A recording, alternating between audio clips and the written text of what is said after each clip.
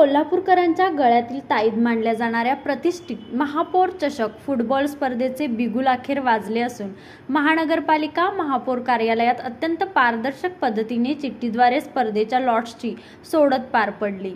संगणक व्यवस्थापक आणि मान्यवरांच्या उपस्थितीत झालेल्या या सोहळ्यामुळे फुटबॉल प्रेमीमध्ये उत्साहाचे वातावरण निर्माण झाले आहे। स्पर्धेच्या यशस्वी आयोजनासाठी यावेळी विशेष नियोजन बैठकही घेण्यात आली। कोल्हापूरच्या समृद्ध फुटबॉल परंपरेला अधिक उजाळा देण्यासाठी प्रशासनाकडून जय्यत तयारी सुरू करण्यात आली आहे।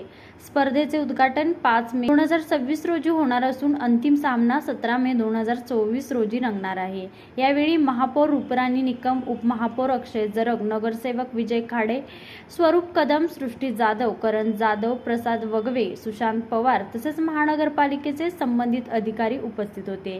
फुटबॉलची राजधानी म्हणून ओळख असलेल्या कोल्हापुरात आता महापौर चषकच्या निमित्ताने पुन्हा एकदा क्रीडा महोत्सव रंगणार असून फुटबॉल प्रेमीसाठी ही पर्वणीच ठरणार आहे।